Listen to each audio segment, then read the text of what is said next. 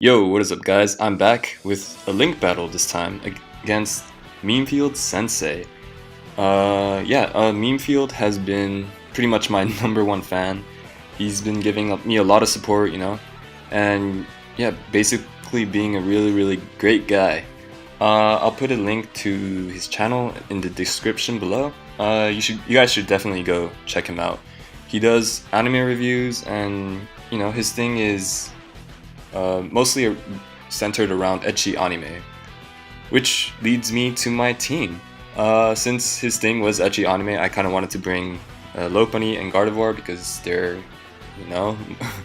pretty common waifu mons. So yeah, but you can only bring one Mega per team, so I decided to put the Mega on the Lopunny because a non-Mega Lopunny is honestly not that great. And on the Gardevoir, I decided to put in the Choice Scarf, which actually turned out to be really helpful in this game, as you'll see later on in the video. But yeah, anyways, Memefield is a really great guy, and I kind of wanted to give him a little shout out. Shoutouts to Memefield, you're an awesome guy. But yeah, anyways, let's just hop right on into this battle.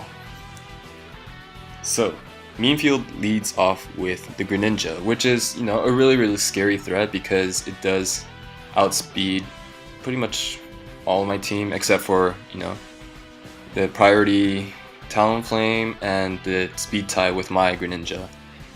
But actually I do have enough speed, just enough speed to outspeed Greninja by 1 point. I run 128 speed, and with Choice Scarf it reaches 192, and Greninja at max speed is 191.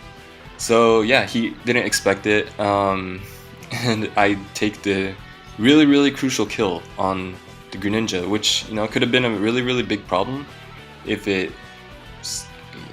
was still alive later on in the battle. Anyways, I do keep going for the Moonblast because nothing on his team can really resist it other than the Delphox, and that honestly was his best play. If he wanted the Delphox, he can tank the Moonblasts, because Delphox does have pretty high special defense. But instead he goes out into Zoroark, and he uses Aerial Ace. I'm not sure what he was predicting there, and yeah, it turned out to be just another kill for Gardevoir, really. Good thing Protean activated from the Trace, and that was only Fairy and not part Psychic, because otherwise the Sucker Punch would have done a good amount more to my Gardevoir. But yeah, anyways, in comes the Tranquil, which is a really interesting Pokemon because and it's surprisingly bulky because it has the Eviolite. And I kind of knew that with Eviolite, I was pretty sure I was not going to be able to two-hit KO this Tranquil. And it does no Toxic, so I'm pretty sure with the Roost it can just stall me out completely. But yeah, anyways, the only reason why I switched to Garchomp here is because I knew that I had a free opportunity to set up my Stealth Rocks, and basically a lot of his members on his team do not appreciate Stealth Rocks. He has a Salamence, Delphox, and this Tranquil, and a Hippowdon. And pretty much all of them, other than the Hippowdon, take a quarter damage, which is it's gonna be really helpful for me. So here I do switch out because with Feather Dance it completely shuts me down. I can't beat it because it's just gonna Toxic stall me, and it's a really interesting Tranquil set. So I do switch out, and thankfully he does go into the Salamence, which is a really great matchup for Zapdos because I can tank any one hit he wants to hit at me, and Oko back with the HP Ice. So he does, for some reason he stays in, which is not a play that I really agree with, because Salamence is a really big threat even when I do have Zapdos. And yeah, I don't know, it was just unfortunate that he stayed in and went for a Double Edge, which Zapdos can pretty much eat up. You'd expect a Double Edge from this monster to do a lot to me, but it only does a third. And I am able to Oko it with the Hidden Power Ice. So that turned out to be a great turn for me because Mega Salamence, I was really afraid of the Salamence when I saw it on Team Preview. I was the last thing I needed was for it to go to +1 with the Dragon Dance. So yeah, anyways, he goes out into this Hippowdon, which I'm not sure if it's favorable matchup for me, but I saw the amount of damage this hidden power did to it, and yeah, it's obviously not, because unless I get a crit, it can Toxic Stall me with this Slack Off. But I do have Roost, so it's not all lost, because, I can also do my own stalling out. But yeah, here I decided to go for the Roost because I was not sure if it knows Stone Edge. And if it did, I kind of wanted to stall it out of Stone Edges, because with pressure, he has a maximum amount of 4 Stone Edges to use. But he does, go for the safe Slack Off, obviously, because if I went for 2 HP Ices there, he would have gone down. But yeah, there's not much I can do to this Hippowdon. I was just gonna keep racking up toxic damage, but I decided to just keep trying to put the pressure on him and see what his other moves were. And there's another goddamn helicopter above me. But yeah, anyways, I do keep spamming the hidden power, and in comes the Delphox, which, obviously takes the hidden power really well. That was a crit. It didn't really matter, I guess. But yeah, I don't want to stay in against the Delphox because I'm not specially defensive, really. And a Fire Blast from this thing would do a really, really big chunk of damage against me. So I do switch out here because, Toxic is racking up, and I do switch out into this Garchomp because Garchomp can pretty much take whatever it wants to do to me. And Garchomp pretty much did its job. Like, the Tranquil is gonna wall me, the Hippowdon's gonna wall me, so I didn't really see Garchomp doing much after this point in the battle. And Delphox, from that range, Talonflame can take it out, Greninja can take it out, and yeah, pretty much like I was not really afraid of that Delphox.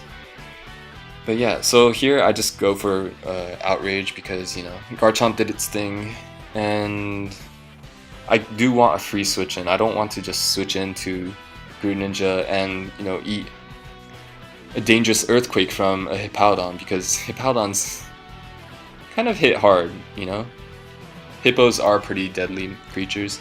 But yeah, anyways, I just keep going for Outrage, and he can just eat that up and recover HP with the Slack Off. So that's exactly what he does here.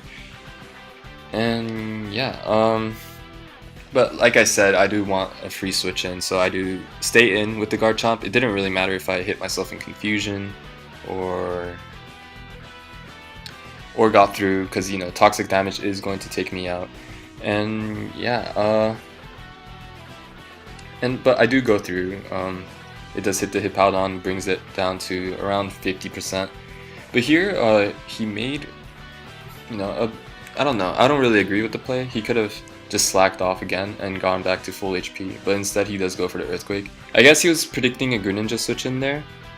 But yeah, anyways, this is a great opportunity for my Lopunny to come in and begin to sweep, because pretty much it can outspeed everything else, and I'm pretty sure it can take out everything else because the Tranquil is going to be at half with the Stealth Rock damage. And yeah, and this Hippowdon is in range for an Ice Punch, but surprise surprise, this guy has Quick Claw, so he used Slack Off here. And I was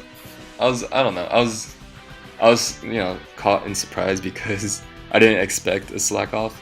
I mean, not a Slack Off. I didn't expect a Quick Claw on this thing, but it does make sense because Hippowdon does live a long time on the battlefield, so there is a really good chance for it to activate and completely take opponents by surprise, especially when things seem like a lost cause. 20% priority can change everything. But yeah, anyways, I do go into this Talonflame because I kind of want to just burn this thing just to get as much passive damage as I can, because I don't have Toxic, and yeah, Toxic would have been better, but obviously I don't really have it, and Will-O-Wisp is my best option here.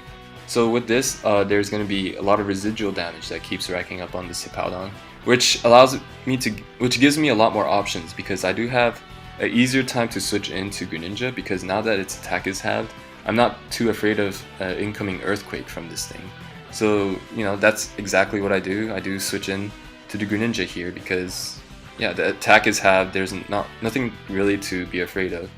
And here he switches at the same time, and he goes into the Tranquil, which is not really a problem for me, because, you know, Ice Beam will take it out without a doubt. All that's left is his Delphox and Hippowdon. And the Delphox is going to take Stealth Rock damage, and it's not going to survive 2 Ice Beams. So, you know, it's pretty much GG at this point. Greninja coming in with the late game sweep as per usual.